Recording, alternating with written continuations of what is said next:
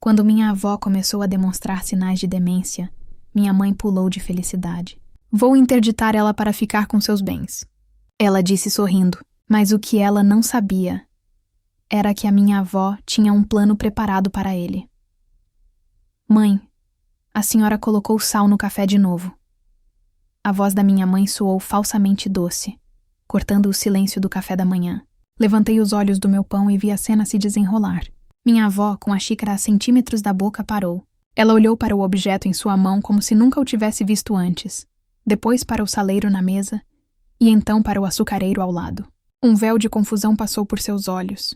Uma nuvem cinzenta onde antes só havia brilho. Oh, ela murmurou, a voz fraca. Que cabeça a minha, meu peito se apertou. Era a terceira vez naquela semana. Antes eram chaves perdidas, nomes de vizinhos trocados. Agora os erros eram mais básicos, mais desconcertantes. Vovó sempre foi a mulher mais afiada que eu conheci, a matriarca da família, a rainha das palavras cruzadas, a que lembrava o aniversário de todo mundo. Ver essa fortaleza desmoronar, grão por grão, era uma dor que me rasgava por dentro. Mas a minha mãe, ela não sentia dor. Senti seu olhar sobre mim e me virei. Um pequeno sorriso, quase invisível, dançava no canto de seus lábios. Ela pegou o celular discretamente e, fingindo ajeitá-lo na mesa, tirou uma foto da cena. A avó confusa, a xícara de café com sal, a mesa do café da manhã transformada em palco de um declínio. O que você está fazendo? Me perguntei baixinho para que a vovó não ouvisse. Registrando, querida. Ela sussurrou de volta, o sorriso se alargando um pouco mais. Documentando. Isso tudo vai ser muito útil. Útil para quê? A pergunta saiu da minha boca antes que eu pudesse contê-la, embora uma parte de mim já soubesse a resposta e a temesse. Minha mãe se inclinou sobre a mesa, o cheiro de seu perfume caro invadindo meu espaço. Seus olhos brilhavam, não com lágrimas, mas com uma ambição fria que me deu um calafrio. Vou entrar com o pedido de interdição dela, Sandra. Ela disse, sem rodeios. Com todas essas provas, o juiz não terá escolha. Ela não pode mais tomar conta de si mesma, muito menos de tudo o que tem. Alguém precisa assumir o controle. E esse alguém sou eu. O ar sumiu dos meus pulmões. Interdição. A palavra soou como uma sentença. Ela não estava preocupada com o bem-estar da própria mãe, mas com os bens dela. A casa, as economias de uma vida inteira, as pequenas propriedades que a vovó administrava com tanto orgulho. Tudo isso agora era visto pela minha mãe como um prêmio a ser conquistado. Você não pode estar falando sério, eu disse, a voz trêmula de raiva e incredulidade. A vovó precisa de ajuda, de um médico, de apoio, não de alguém tentando tomar tudo dela. Não seja ingênua, ela cortou, a voz agora dura como aço. Estou fazendo o que precisa ser feito. É uma oportunidade. E se você for esperta, ficará do meu lado. Ela se recostou na cadeira, pegou sua própria xícara de café, devidamente adoçada, e tomou um gole, como se tivéssemos acabado de discutir o tempo. Eu olhei para a minha avó. Ela agora mexia o café salgado com a colher em silêncio, o olhar perdido na janela. Senti uma onda de náusea. Eu estava presa entre a tristeza de ver a mulher que eu mais amava no mundo desaparecer diante dos meus olhos e a repulsa de perceber que a minha própria mãe via essa tragédia como um bilhete de loteria premiado. Nos dias que se seguiram, a situação só piorou. Minha mãe passou a visitar a vovó com uma frequência inédita, sempre com o celular em punho. Cada palavra esquecida, cada momento de distração era cuidadosamente gravado. Ela a tratava como um projeto, um caso a ser construído, e não como sua mãe. Eu, por outro lado, tentava me conectar com a avó que ainda restava. Levava-a para passear no jardim, ajudava com as plantas que ela sempre amou. Numa tarde, enquanto plantávamos algumas mudas de amor perfeito, ela pegou um vaso e começou a caminhar em direção ao canteiro de samambaias. Vovó, as flores não são aí, eu disse gentilmente. Minha mãe, que nos observava da janela da cozinha, certamente anotou aquilo em sua mente. Mas então algo estranho aconteceu. Vovó parou, olhou para a janela e viu que minha mãe tinha se virado para atender o telefone. Naquele instante ela se virou para mim. Seus olhos, antes enevoados, de repente ficaram nítidos, focados. Ela me olhou, olhou para o vaso em suas mãos e então piscou. Foi um piscar rápido, deliberado, um segredo compartilhado em uma fração de segundo. Em seguida, Ela caminhou até o lugar certo e plantou a muda de amor perfeito com a precisão de sempre. Quando minha mãe voltou a olhar, vovó já estava de pé, limpando a terra das mãos com um ar vagamente confuso, como se não soubesse como havia chegado ali. Fiquei paralisada. O que tinha sido aquilo? Um momento de clareza? Uma coincidência? Ou algo mais? A dúvida se instalou em mim como uma semente. Comecei a observar tudo com mais atenção. Notei um padrão. Os piores lapsos de memória da vovó, os momentos mais embaraçosos e evidentes de sua condição, aconteciam quase exclusivamente quando minha mãe estava por perto, especialmente quando ela estava com o celular na mão. Certa noite, um amigo da família, um senhor que conhecia a vovó há décadas, veio fazer uma visita. Na frente dele, o desempenho da vovó foi terrível. Ela o chamou pelo nome do irmão falecido. Perguntou sobre sua esposa, que havia morrido há 5 anos, e repetiu a mesma história 3 vezes, em menos de 10 minutos. O homem foi embora com os olhos marejados, dizendo que rezaria por ela. Assim que a porta se fechou, minha mãe suspirou, satisfeita. Essa foi ótima. Ele será uma testemunha excelente. Meu sangue gelou. Mais tarde, naquela mesma noite, eu estava sentada na sala com a vovó, assistindo a um filme antigo em preto e branco que ela adorava. Durante uma cena, sem música de fundo, ela começou a cantarolar a melodia exata da trilha sonora que tocaria a seguir. Era uma melodia complexa, nada simples. Ela acertou cada nota. Eu me virei para ela. Vovó, como a senhora sabia essa música? Ela parou de cantarolar e me olhou. O véu de confusão voltou a cobrir seus olhos. Que música, minha querida? Eu não ouvi nada, mas eu ouvi. E pela primeira vez, comecei a sentir que a pessoa que estava realmente sendo enganada naquela casa não era a minha avó. 2 semanas se passaram em um nevoeiro de tensão. Cada dia era uma pequena peça de teatro, com minha mãe no papel de diretora e minha avó como a atriz principal, aparentemente alheia ao seu próprio roteiro. A confirmação de que a farsa havia se tornado oficial chegou na forma de uma carta registrada. Minha mãe fez questão de abri-la na minha frente, um brilho de triunfo em seu olhar enquanto lia o comunicado do tribunal. Pronto, ela anunciou, dobrando o papel com uma precisão irritante. O processo de interdição foi aberto. O juiz já recebeu minha petição e todas as provas iniciais. Provas? Zombei, o desprezo evidente em minha voz. Você quer dizer os vídeos que você gravou secretamente? As fotos que tirou quando ela estava mais vulnerável? Chame do que quiser, Sandra. Eu chamo de evidência, ela retrucou, impassível. O advogado disse que o caso é sólido. Com o comportamento dela é praticamente ganho. Eu não aguentei. Fui até ela, o coração batendo forte com uma mistura de súplica e fúria. Mãe, por favor, pare com isso. Cancele o processo.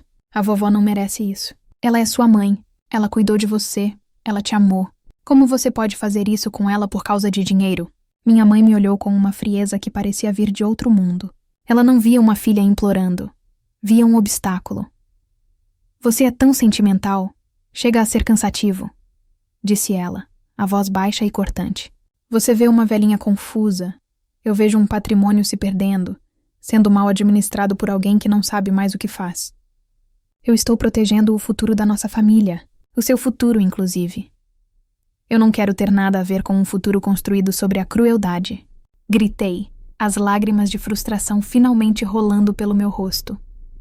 Então fique fora do meu caminho, ela ameaçou, o tom deixando claro que não era um conselho, mas uma ordem. Continue sendo a netinha dedicada, mas não se meta nos assuntos dos adultos. Isso é o melhor para todos. Ela se virou e me deixou parada no meio da sala.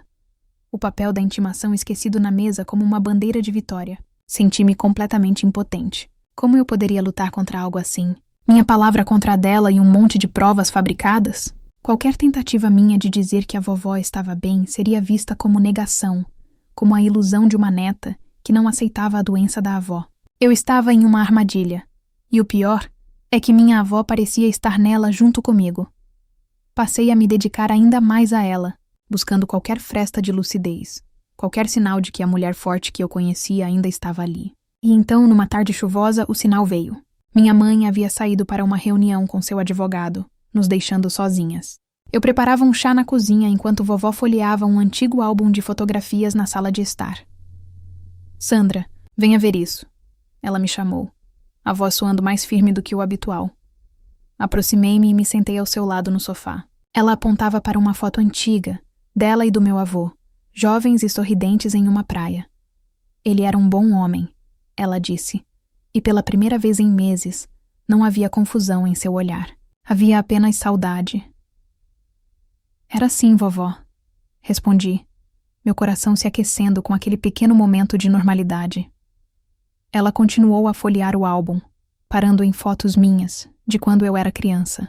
Ela acariciou uma foto minha no seu colo, e então sua mão buscou a minha. Sua pele era fina como papel, mas seu aperto foi surpreendentemente forte. Ela se inclinou para perto, o cheiro de lavanda e chá de camomila me envolvendo.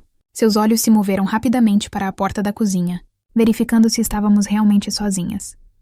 Preste atenção, ela sussurrou, a voz tão baixa que quase não ouvi. Sua outra mão foi até o bolso de seu cardigã, e de lá tirou uma pequena chave de metal, escura e de formato antigo. Ela a escondeu na palma da mão, e com um movimento rápido, a pressionou contra a minha, fechando meus dedos sobre ela. O metal estava gelado. Ela olhou fundo nos meus olhos, a intensidade em seu olhar me prendendo. Confiança, ela murmurou. Apenas uma palavra, mas carregada com o peso do mundo. Naquele exato momento, ouvimos o som do carro da minha mãe entrando na garagem. Como se um interruptor tivesse sido desligado, o corpo da minha avó relaxou. A nitidez em seu olhar se dissolveu e o véu da confusão retornou. Ela piscou, olhou para o álbum de fotos, como se não soubesse como ele veio parar em seu colo, e começou a falar sobre o tempo. A voz novamente fraca e distante. Fiquei ali, sentada, com a chave queimando em minha mão fechada. Confiança. A palavra ecoava em minha mente. Confiança em quê? Nela? No plano que eu mal entendia? Era um pedido de ajuda? Uma instrução? Guardei a chave como um tesouro proibido. Os dias seguintes foram uma tortura. A notificação oficial da perícia médica chegou. Estava marcada para a próxima terça-feira. Uma semana. Eu tinha uma semana para agir. Se eu não fizesse nada, minha avó seria submetida a uma avaliação em seu estado confuso, e o laudo do médico selaria seu destino. Minha mãe venceria. A chave era minha única esperança. Depois de uma busca desesperada, encontrei um antigo talão de cheques no fundo de uma gaveta de escritório. O nome do banco estava impresso no topo. Era uma agência antiga no centro da cidade, daquelas com portas de madeira e balcões de mármore. Anos atrás, vovó havia me incluído como sua procuradora em algumas contas, um procedimento padrão que ela fez para o caso de uma emergência. Minha mãe não sabia disso. Talvez essa fosse a emergência. Com o coração na boca, fui até o banco no dia seguinte. Minhas mãos suavam enquanto eu entregava a chave e minha identidade ao gerente. Ele verificou o sistema e, para meu alívio, confirmou que eu tinha acesso ao cofre. Ele me guiou por um corredor silencioso até uma porta de aço maciça, que se abriu revelando uma parede de pequenas gavetas de metal. Ele usou a chave dele e a minha. Girou a fechadura e puxou uma longa caixa de metal, entregando-a para mim antes de me deixar a sós em uma pequena sala privada. Por um momento apenas encarei a caixa. Tudo poderia estar ali dentro. Ou nada. Minha mão tremia ao levantar a tampa. Não havia joias, nem dinheiro, nem títulos de propriedade. Havia apenas um único envelope pardo, grosso e pesado. Abri o lacre com o dedo e deslizei os papéis para fora. A primeira página tinha o timbre de um dos neurologistas mais respeitados do estado. Era um laudo completo, uma avaliação neuropsicológica detalhada, com dezenas de páginas de testes, exames e análises. Virei as páginas febrilmente, meus olhos passando por termos técnicos que eu não entendia, até chegar à última folha, no parágrafo intitulado Conclusão. E lá, em letras claras e inequívocas, estava a resposta.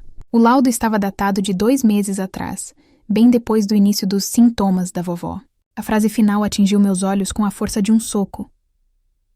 A paciente não apresenta qualquer sinal de deterioração cognitiva ou demência. Pelo contrário, seus resultados indicam uma função cerebral excepcional para sua faixa etária, demonstrando clareza de raciocínio, memória intacta e plena capacidade para gerir seus próprios atos e bens. A paciente encontra-se em estado de perfeita saúde mental. Eu li a frase final do laudo de novo e de novo. Perfeita saúde mental. As palavras pulsavam na página. Não era demência. Não era confusão. Era um teatro. Um jogo perigoso e elaborado. E eu tinha acabado de encontrar o roteiro. Minha avó estava no controle o tempo todo. A tristeza que eu sentia por ela se transformou em um espanto avassalador. seguido por uma onda de alívio tão forte que precisei me sentar. Ela não estava desaparecendo. Ela estava lutando. Com as mãos ainda trêmulas, coloquei o laudo de volta no envelope. Foi quando senti que havia algo mais no fundo da caixa de metal. Era outro envelope, maior e mais pesado. Dentro, encontrei uma série de documentos legais, cheios de selos de cartório e termos que eu mal compreendia. Mas os títulos eram claros. Contrato de doação com reserva de usufruto vitalício. Folheei os papéis, meu queixo caindo a cada página.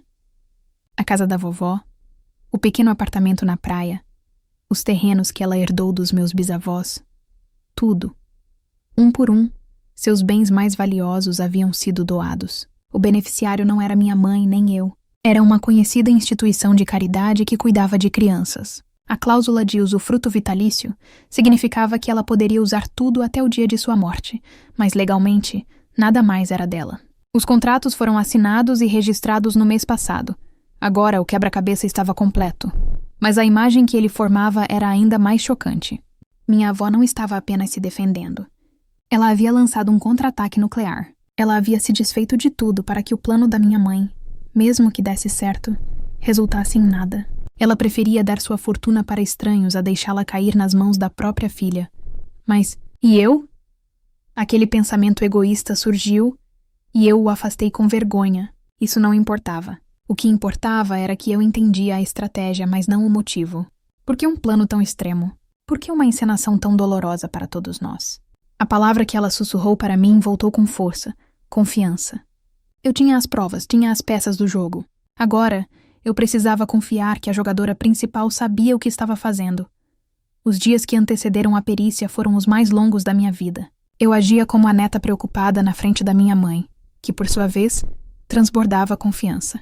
Ela já se via como a nova administradora de tudo, planejando em voz alta o que faria com a casa, como modernizaria os investimentos da vovó. Ouvi-la era como ouvir um abutre descrevendo um banquete. Com minha avó, eu mantinha a mesma rotina de cuidado, mas agora meus olhos a procuravam de uma forma diferente. Eu via a inteligência faiscando por trás da névoa que ela projetava, a força contida em seus gestos supostamente frágeis. Eu era a única na plateia que sabia que a atriz estava atuando, e eu tinha que manter o silêncio. Finalmente, a terça-feira chegou. Fomos para uma sala de reuniões em um prédio anexo ao fórum. Não era um tribunal, mas a formalidade do ambiente era pesada. Estávamos presentes eu, minha mãe, seu advogado de sorriso escorregadio e o perito judicial, um médico de aparência séria e olhar cansado. Minha avó foi conduzida para dentro. Ela se encolheu na cadeira, o olhar vago, as mãos tremendo em seu colo. Ela parecia a imagem perfeita da incapacidade. Minha mãe lançou um olhar presunçoso ao seu advogado. O jogo para ela já estava ganho. O perito começou com perguntas simples. Bom dia, minha senhora. Pode me dizer seu nome completo, por favor? Vovó demorou a responder. Eu acho que é Maria. Ela murmurou, embora seu nome fosse Helena. Minha mãe suspirou, um som alto e teatral de sofrimento. E a senhora sabe em que dia estamos hoje? E continuou o médico anotando em sua prancheta. É quinta-feira? Ela arriscou com a voz hesitante. O advogado da minha mãe sorriu discretamente. Eu senti meu estômago revirar. Mesmo sabendo que era uma atuação, era torturante assistir. A humilhação a que ela se submetia era imensa. O perito fez mais algumas perguntas básicas, recebendo respostas igualmente confusas. Então ele mudou de tática, indo direto ao ponto central do processo. Minha senhora, a sua filha alega que a senhora não tem mais condições de administrar seus bens. A senhora possui imóveis, investimentos. A senhora se lembra deles? Foi nesse momento que tudo mudou. Minha avó, que estava com a cabeça baixa, levantou-a lentamente. A névoa em seus olhos se dissipou como fumaça ao vento. Ela se endireitou na cadeira, e a postura frágil deu lugar a uma coluna ereta e imponente. Ela olhou diretamente para o médico, e a voz que saiu dela não era um sussurro trêmulo, mas um comando claro e afiado. Doutor, meu nome completo é Helena. Hoje é terça-feira, dia 9 de outubro. E já que o senhor perguntou sobre meus bens, permita-me esclarecer que o que está acontecendo nesta sala não é uma avaliação, mas sim uma tentativa de fraude orquestrada pela minha filha. O silêncio na sala foi absoluto. O queixo da minha mãe caiu, literalmente. Seus olhos se arregalaram em puro choque, a cor sumindo de seu rosto. O advogado dela se engasgou, ajeitando a gravata subitamente nervoso. O que é isso? Mamãe, a senhora está confusa, gaguejou minha mãe. Pelo contrário, minha filha. Eu nunca estive tão lúcida, respondeu vovó, a voz cortante como vidro. Lúcida o suficiente para perceber sua ganância. Lúcida o suficiente para me proteger. Antes que o advogado da minha mãe pudesse formular uma objeção, a porta da sala se abriu. Um homem de terno elegante entrou com passos firmes. Com licença, doutor. Peço desculpas pelo atraso. Sou o advogado da senhora Helena, disse ele, colocando uma pasta de couro sobre a mesa. Minha mãe o olhou, apavorada. Advogado? Que advogado? O homem a ignorou e se dirigiu ao perito. Doutor, minha cliente se submeteu voluntariamente a uma avaliação completa com um dos melhores especialistas do país há apenas 2 meses. Aqui está uma cópia autenticada do laudo, que atesta sua perfeita saúde mental. Ele empurrou o documento sobre a mesa. Em seguida, tirou da pasta os contratos de doação. E mesmo que houvesse alguma dúvida sobre sua capacidade, o que é um absurdo, o objeto deste processo de interdição é nulo. Minha cliente, em pleno uso de suas faculdades mentais, doou a totalidade de seus bens a uma instituição de caridade. Legalmente não há o que ser administrado. O rosto do advogado da minha mãe passou de branco para verde, mas o golpe final ainda estava por vir. O advogado da vovó tirou um pequeno gravador digital do bolso. Por fim, ele disse com a voz calma. Temos algumas gravações de conversas em que a autora do processo detalha suas verdadeiras intenções. Ele apertou o play. E a voz da minha mãe encheu a sala. Nítida, clara, cruel. É uma oportunidade de ouro, não entende? Com o laudo eu assumo tudo. Vou vender aquela casa velha e ela não vai nem saber o que aconteceu. A gravação continuou, com cada palavra expondo a conspiração, a frieza, a ganância pura. Minha mãe parecia encolher na cadeira a cada segundo, o rosto afundado nas mãos. O plano dela não apenas falhou, ele havia explodido. E os estilhaços a atingiram em cheio, na frente de todos. A mulher que queria declarar a própria mãe como louca, agora estava exposta como uma manipuladora desprezível. A voz da minha mãe, distorcida e metálica, ainda ecoava na sala silenciosa quando o advogado da vovó apertou o botão de parar. O perito, o médico que deveria ser o carrasco do plano da minha mãe, tirou os óculos e os limpou lentamente, um gesto que parecia carregar todo o peso do seu desprezo. Eu acredito que esta avaliação está encerrada, ele disse, a voz grave e formal. O que vi e ouvi aqui vai muito além de uma simples disputa familiar. Trata-se de uma evidente tentativa de induzir a justiça ao erro, com o objetivo claro de ganho material. Meu relatório ao juiz será detalhado. Ele olhou para a minha mãe com um nojo que não fez questão de esconder. O advogado dela, pálido, tentou intervir. Doutor, com todo o respeito, houve um mal-entendido. Minha cliente estava apenas preocupada. Preocupada em pôr as mãos em tudo. Você quer dizer? Cortou o advogado da minha avó. A sua cliente cometeu fraude processual e coação. E o senhor, como seu representante, foi cúmplice. Minha mãe finalmente se levantou. O rosto manchado de lágrimas de raiva.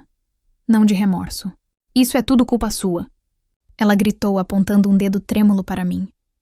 Você se virou contra mim? Você a ajudou a fazer isso. Eu a encarei, mas não senti medo, nem mesmo raiva. Senti pena.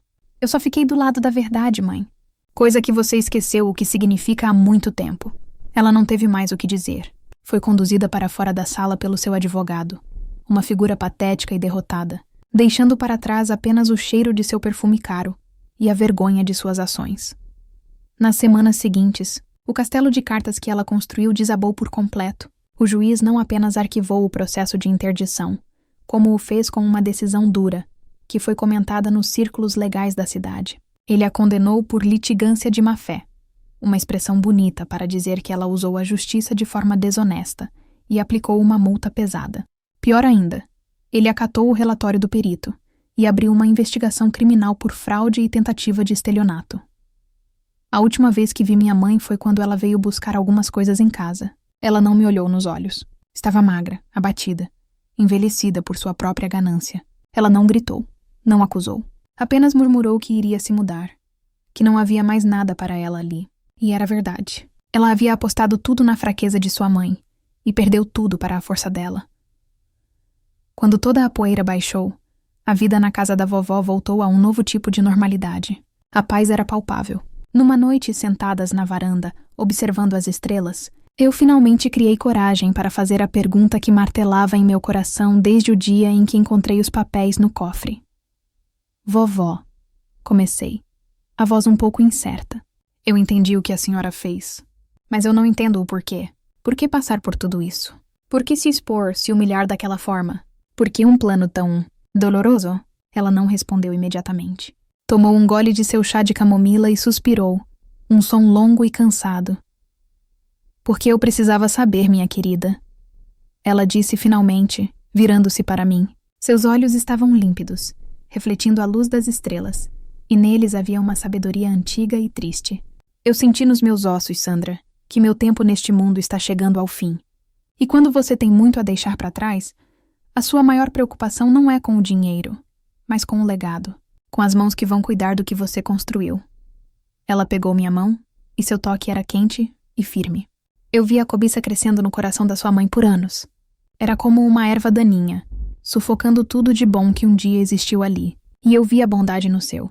Vi sua lealdade, seu amor genuíno. Mas eu precisava ter certeza. Criei uma tempestade, Sandra, para ver quem seria o porto seguro e quem seria o pirata. As lágrimas que eu segurei por tanto tempo finalmente vieram, mas não eram de tristeza, eram de compreensão. Foi um teste, eu sussurrei. Foi o teste mais difícil da minha vida, ela confirmou, apertando minha mão. E você, minha neta, passou com as cores mais brilhantes. Você não viu uma oportunidade, você viu uma injustiça. Você não pensou no que poderia ganhar, pensou no que eu poderia perder. Você me deu sua confiança, mesmo quando tudo parecia loucura. Você provou ter um coração que vale mais do que toda a fortuna do mundo. Na semana seguinte, ela me mostrou os papéis que desfaziam as doações para a instituição de caridade. Havia uma cláusula de revogação que o advogado dela espertamente havia incluído. Todo o patrimônio voltou para o nome dela. E então, em uma tarde tranquila no cartório, ela passou tudo para mim. Mas o seu verdadeiro presente não foi o dinheiro, foi a lição. 1 ano depois, estávamos lado a lado, em frente a um prédio recém-reformado no centro da cidade. Na fachada, uma placa de bronze brilhava sob o sol. Fundação Helena, Amparo e Dignidade para a Terceira Idade. Não fiquei com a fortuna. Usei cada centavo dela, como minha avó sabia que eu faria, para criar um lugar que oferecesse apoio jurídico, psicológico e social para idosos em situações de vulnerabilidade, especialmente aqueles que sofriam abusos de suas próprias famílias. Minha avó segurou meu braço, os olhos marejados, mas o sorriso em seu rosto era o mais radiante que eu já tinha visto. Ela não havia apenas protegido seu patrimônio, ela o havia transformado. A dor daquele plano terrível floresceu em um propósito. Havíamos pegado a ganância e a transformado em generosidade. Havíamos superado a escuridão, não buscando revidar, mas acendendo uma luz tão forte que a escuridão simplesmente não tinha mais onde se esconder.